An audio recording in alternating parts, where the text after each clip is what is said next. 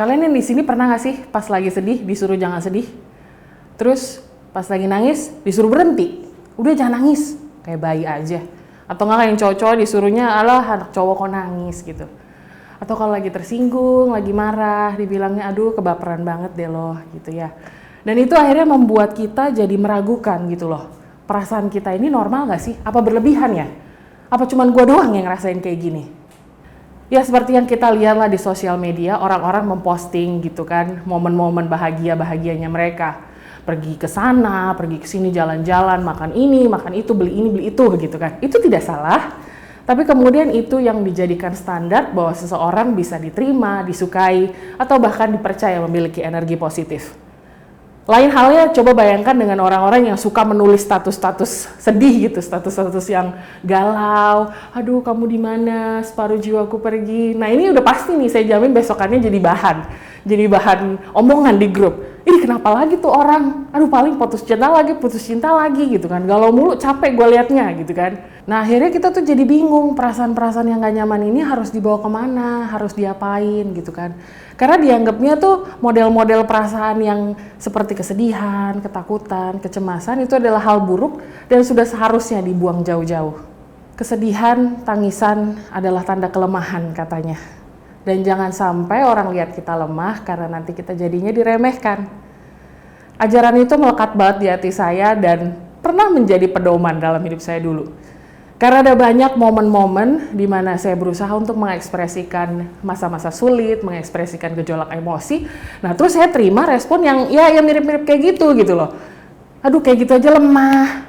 Aduh, bersyukur dong. Banyak loh orang di luar sana yang lebih susah, yang nggak bisa beli beras gitu kan. Jadi itu seolah-olah kayak seluruh permasalahan di dunia itu ya receh. Asalkan tetap ada nasi, lauk pauk, 4 sehat 5 sempurna di atas meja. Dan karena kebudayaan inilah saya merasa tidak divalidasi, saya tidak dihargai, dan akhirnya yang membuat saya pikir ya udahlah semuanya disimpan aja gitu loh. Udah simpan pendam, akhirnya numpuk, dan secara tidak sadar itulah yang menggerogoti kesehatan mental saya. Ada begitu banyak kesakitan, kesedihan, dan kekecewaan yang akhirnya tidak terobati dengan semestinya.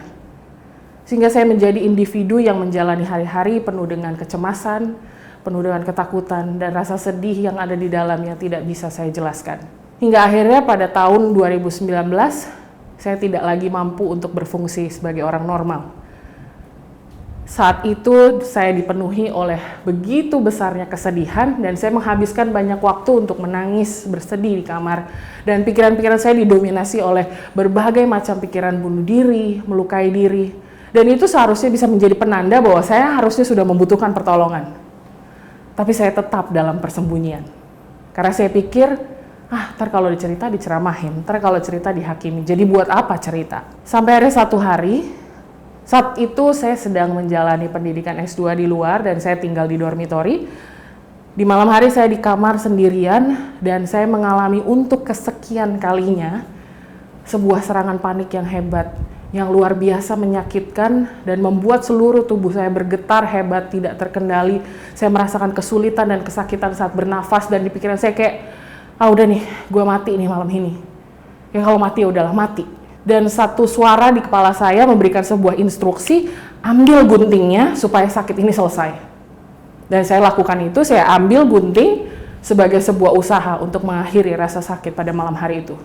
Dan gak berapa lama kemudian bel berbunyi, teman saya datang. Teman saya datang ketika saya sedang dalam keadaan yang sangat payah. Dia terkejut dengan apa yang dia lihat, tapi apa yang dia lakukan, dia datang menghampiri, dia memeluk, dan kami menangis bersama. Dan pada akhirnya dia cuma bilang, it's okay, ayo kita bersihin dulu lukanya. Tanpa pertanyaan yang berlebihan, tanpa penghakiman. Dan disitulah saya mulai merasa bahwa, ternyata mengizinkan orang lain melihat kelemahan kita, itu tidak menyeramkan itu. Dan mulai saat itu, saya mulai berani mencari pertolongan. Dan salah satunya adalah kepada profesional.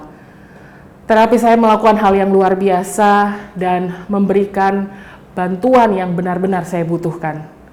Melihat, mendengar, dan mengakui keberadaan saya. Dan pengalaman yang menyenangkan di ruang konseling ini akhirnya menumbuhkan lagi rasa percaya dan harapan saya kepada dunia dan society. Bahwa, oh ternyata ada ya orang-orang yang bisa memberikan saya rasa aman seperti ini. Oh ternyata tidak apa-apa untuk bercerita dan mengizinkan orang lain melihat apa yang kita rasakan. Sehingga sedikit demi sedikit, saya mulai berani membuka diri, saya mulai berani bercerita ke ruang lingkup yang lebih luas. Dan saya menemukan teman-teman, komunitas yang juga luar biasa, yang membuat saya bisa dimengerti, diterima, dan dipahami. Saya tidak pernah menyangka sebelumnya bahwa ternyata proses validasi dan penerimaan memiliki kekuatan sebesar ini. Dan saya mau menjadi salah satu bagian dari orang-orang yang bisa memahami dan juga berempati. Oleh karena itulah hal ini yang menjadi dasar kenapa saya mau melakukan yang terbaik untuk bisa berperan sebagai seorang counselor. Saya menikmati sekali peranan saya untuk bisa mendampingi para klien yang datang untuk bisa memproses setiap masalah, setiap kesulitan yang dialami secara emosional. Di dalam beberapa sesi counseling, ada beberapa klien yang bercerita bahwa saya sudah bercerita pada keluarga saya udah usaha untuk mencari bantuan ke keluarga, ke pasangan saya, dan bahkan ke profesional, tapi saya masih merasa bahwa saya tidak diterima. Mereka masih menghakimi saya. Sangat bisa dibayangkan bahwa situasi itu sangat tidak menyenangkan dan sangat menyakitkan. Tapi yang saya mau bilang di sini, bahwa meskipun keluargamu, meskipun teman-teman terdekatmu dan orang-orang yang paling kamu sayang sekalipun tidak mampu menolongmu, itu bukan berarti kamu tidak tertolong. Bukan berarti kamu tidak berdaya. Saya berdiri saat ini di sini bukan hanya sebagai seorang penyintas gangguan kejiwaan, tapi saya di sini juga berdiri sebagai seseorang yang mempunyai impian besar. Impian untuk bisa melihat tempat tinggal kita ini menjadi sebuah tempat yang aman untuk siapa saja bisa merasa diterima, didengarkan, dan juga dipahami. Nah, sehingga mungkin yang kita ada di sini mulai bertanya-tanya gitu kan, jadi gimana dong saya bisa menolong? Gimana dong kalau teman-teman datang gitu lagi curhat, lagi cerita, lagi stres, lagi galau, jadi saya harus apa? Saya kan bukan profesional, saya tidak bisa menolong. Oh tentu kalau terapi, memberi obat itu hanya bisa dilakukan oleh profesional, tapi kita semua di sini punya peranan yang juga sama pentingnya untuk bisa menolong. Karena kita bisa menyediakan sebuah tempat yang aman bagi mereka berjalan menuju proses pemulihan. Dan untuk melakukan ini, kita bisa mencoba untuk mengaplikasikan 3M. Apa itu 3M? 3M yang pertama adalah menanyakan. Yang kedua, mendengarkan. Yang ketiga, menawarkan. Metode 3M ini memang terdengar sangat sederhana, tapi sebenarnya ini bisa menjadi alat yang sangat luar biasa buat saya selama saya perjalanan mendampingi orang-orang di sekitar saya melewati proses kesulitan emosinya. Ada sebuah cerita, ada teman saya gitu kan mengirimkan pesan, "Hey Ca, gue lagi butuh ngobrol, lo bisa ditelepon nggak?" gitu kan. Nah terus saya bilang, "Oke, ayo kita ngobrol," gitu. Terus kita mulai ngobrol, dia langsung nangis, langsung menangis hebat gitu. Lalu dia bilang, "Aduh gue udah gak tahan lagi ada di rumah. Gue pengen lari dari rumah, gue gak tahan lagi sama suami gue." Nah, mulailah saya mengaplikasikan 3M. Saya mulai bertanya, apa yang terjadi di rumah sampai kamu ngerasa gak tahan bersama suamimu? Atau kita bisa ganti pertanyaannya dengan, oh apa yang membuat kamu gak tahan ada di rumah? Sebenarnya tujuan kita memberi pertanyaan adalah untuk kita supaya bisa menyediakan sebuah ruang yang lapang bagi mereka untuk bisa terbuka. Tapi tetap juga ada kalanya di mana mereka tidak bisa langsung menjawab pertanyaan kita, karena mereka butuh waktu untuk bisa memproses. Jadi meskipun bertanya itu penting, tapi kita tidak juga bisa harus melemparkan mereka bertanyaan bertubi-tubi, aduh ada apa, siapa, kenapa, di mana gitu kan. Biarkan mereka memproses dan berikan waktu untuk mereka bisa menjawab. Dan setelah mereka mengambil waktu untuk bisa memproses dan mulai melanjutkan cerita, oke dia lanjut bercerita, iya suami gua lagi-lagi bawa cewek ke rumah ke depan gua dan anak-anak gua. Ketika mereka mulai itu, itulah saat kita memberi waktu untuk mendengarkan. Mendengarkan itu bukan untuk meresponi, karena mendengarkan itu untuk mengerti, memahami. Jadi ketika kita mendengar, izinkan mereka untuk berbagi, tanpa ada keinginan untuk memotong, tanpa ada keinginan untuk memberi nasihat yang tidak diminta. Kita mendengarkan tanpa memberikan reaksi-reaksi yang tidak netral. Mungkin ada kalanya kita kayak kebawa gitu dengan perasaan, dengan emosi, jadinya kita pengen nimpalin, pengen nambahin, ih gila suami lo selingkuh, ya ampun, tamparin aja, pukulin aja gitu kan.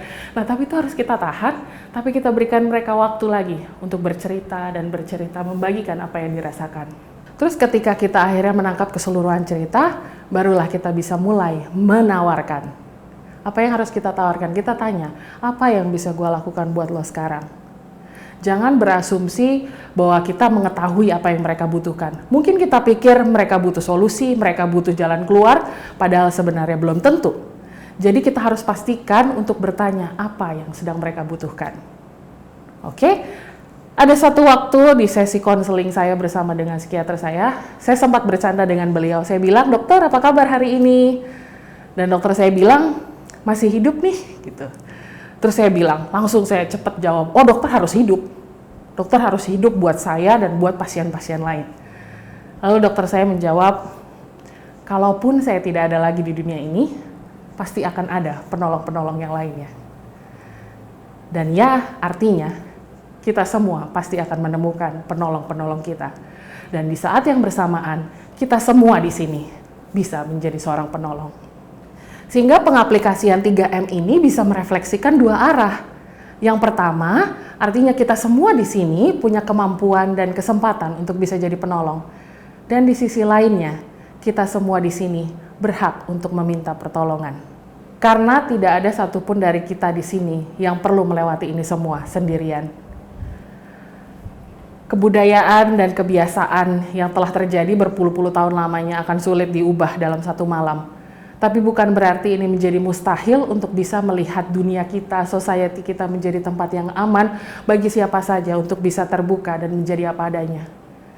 Saya dulu pernah merasakan, dipahami, didengar, dan diterima, sehingga hari ini saya mampu untuk bisa menerima, mendengarkan, dan memahami. Jadi kita bisa percaya bahwa ketika kita melakukan ini kepada satu orang, ini tidak akan berhenti di mereka.